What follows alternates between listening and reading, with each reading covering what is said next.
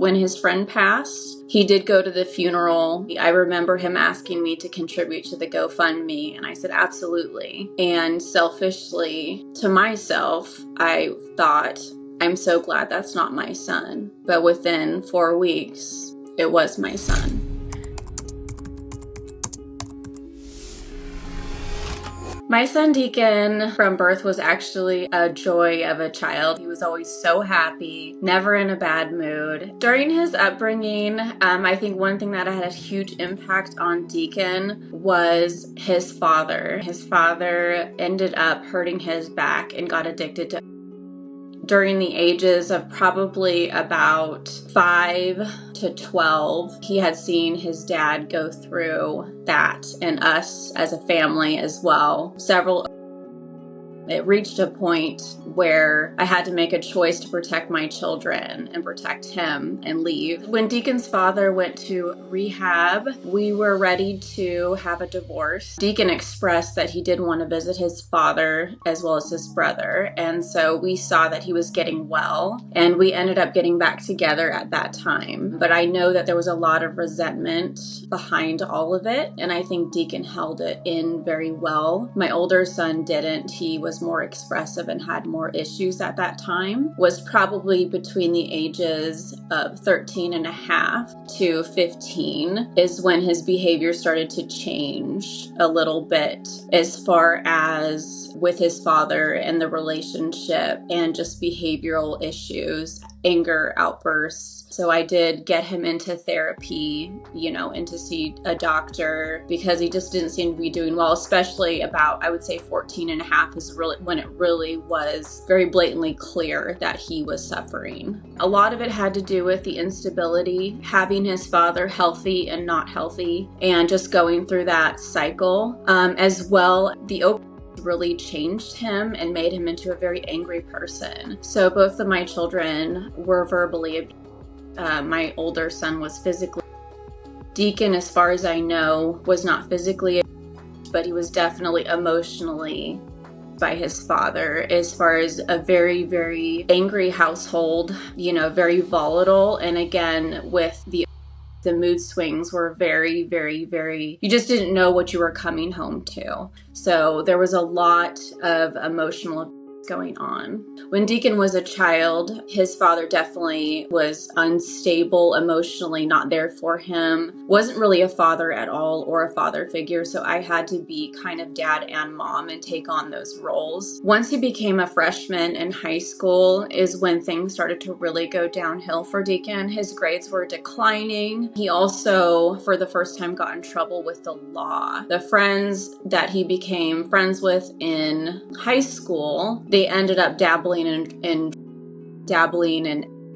with Deacon. When things started to really go downhill very quickly was during COVID, when they shut the schools down. He became a whole different person. He was so social, and you couldn't keep him away from his friends. And so they put him on online school, the whole district on online school. So he spent a lot of time in his room. He had spent so much time in his room, and I would try and coax him out. Let's do this, let's do that. Friends even would call and say, why aren't you letting Deacon come out of his room? And I would say, please come get him. I'm desperate to get him out of his room. He just seems his eating habits had changed. He seemed to be eating way less than he had before. His sleeping patterns had changed, and he did fall into a deep depression. And me being someone that suffers from depression myself, I identified it very quickly and got him right into his family practitioner, and they recommended antidepressants. And then I got him into therapy immediately to try and help him. The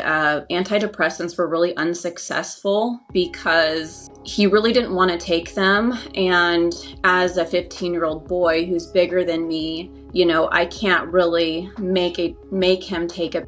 I could only encourage him, to do it. So I would encourage that, but it wasn't something that I don't think he thought it would help him, and he wasn't interested in even trying. During this period of time, when Deacon was in this depression, one of his friends passed away from That really, really affected him. And also within the span of a year, his grandfather had passed. And not only that, our family dog passed during the same time. So there was a lot of things, I think, contributing to his depression. Deacon was already depressed prior to his friend's passing. It made him very, very, very sad.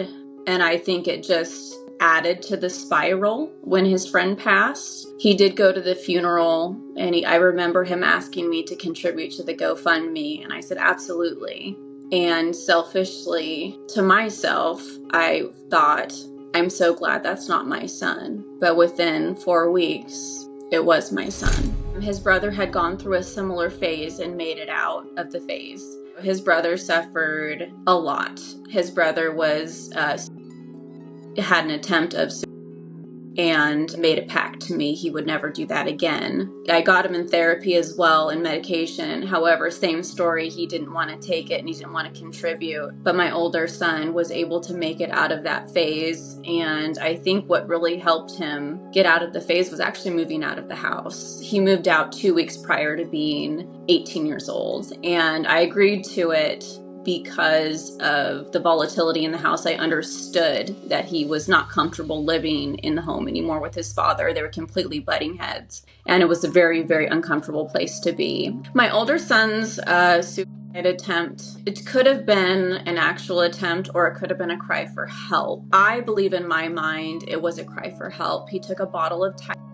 He was acting a bit strange, so I took him to emergency to where he was evaluated by a psychiatrist, and they ended up putting him into, it's called Kootenai Behavioral Health. So that is a space where they take people that are having mental health issues. So he did stay there for a week, and he was discharged with the diagnosis of severe depression. And the crazy part was Deacon repeated this as well. He took a bottle of Tylenol as well. Same story. I took him to the emergency and he declined to go to the Kootenai Behavioral Health Center. He declined to go stay in that facility because I gave him the choice. You can get better at home or you can go here. And he seemed to have regretted what he had done. He seemed to, I won't do that again. I trusted that he was going to be okay and brought him home. He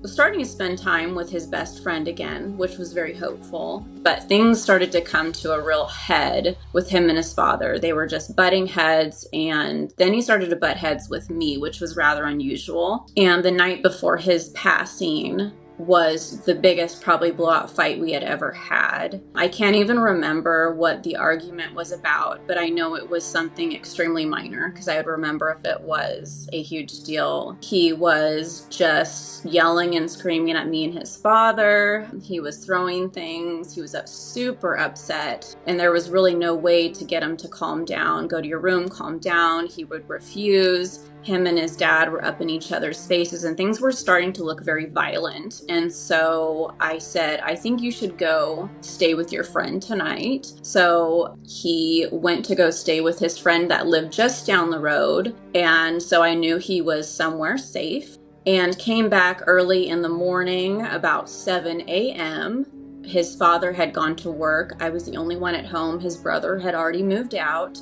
And he came back in and he was still extremely agitated. The anger was still there. He was very, very agitated. Even his demeanor and his face was not himself. It was not the child that I had recognized as my son, Deacon. He was saying he was going to burn the house down with me and his father in it, which was extremely disturbing. And he had never threatened violence toward anybody, not himself, as far as verbally, and not me, and not his father. So I was extremely concerned. I was quite angry at the time as well because of what he was saying. I wasn't approaching it with love as well, and I was very upset. You need to be punished. You can't talk to me that way. You can't talk to anybody that way. So you're going to have to get yourself to school. You're going to have to walk. I'm not going to give you a ride today for your punishment. So he got in the shower, and the saddest part of that morning was that we were both very angry at each other, and I had never left my children without saying I love you and goodbye. And I was so upset that I didn't. About 11 a.m., I got a call from my now ex, his father, that I needed to come home. Something happened with Deacon. And I could hear something in his voice that wasn't right. And I said, tell me right now what happened. He said, just come home. I said, tell me right now what happened. And he blurted out, he's dead. I dropped the phone. My older brother embraced me as I fell on the floor, and I started to scream. I screamed so loud and so long that I actually blew my vocal cords out. I was unable to speak. And I kept saying, this isn't real, this isn't real. And my older brother, held me really, really tight and just squeezed me and laid with me. And he said, it's time, you need to go home. So me and my brother drove to the house, and there was 2 fire trucks, sheriff, police. And I drove up to the driveway, and I just remember all their faces, and they looked so solemn, with no expression. The fireman standing in my doorway. His father met me in the driveway, and I said the guns were supposed to be in the safe. That was the rule for my house, was that we were a family that my ex would hunt, his father would hunt, and it was a part of just our lives. But my rule in the household was that the ammunition and the guns were supposed to be locked away. But there was a rifle in the coat closet that my ex had left, and it was hunting season, and there was ammo in there, and I didn't know it. So when I approached him, I remember taking my fist and slamming him on his chest, and I said the gun was supposed to be in the safe. I collapsed on the grass in the front yard. So the sheriff escorted us over to my parents' house. My older son was on his way home from Oregon with his own crisis that he was having, and he was coming home. And I had to call him and tell him to not come to the house. He was in shock when he came in the fence.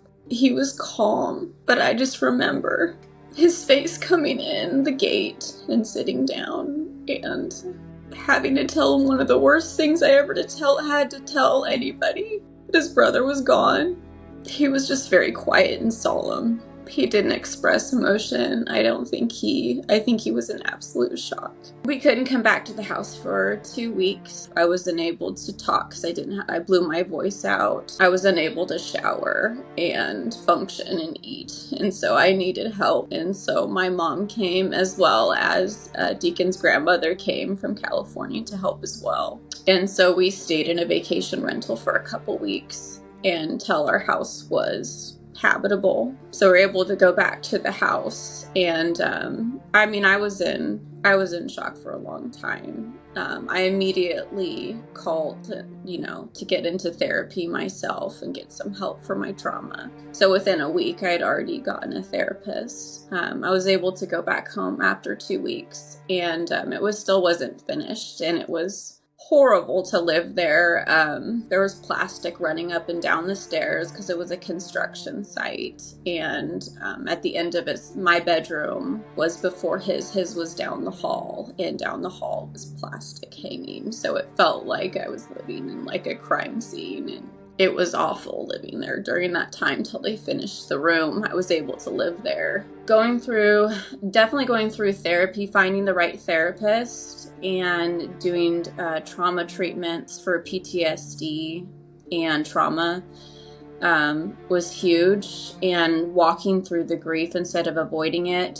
The treatments I was getting force you to go through the grief instead of pushing it down.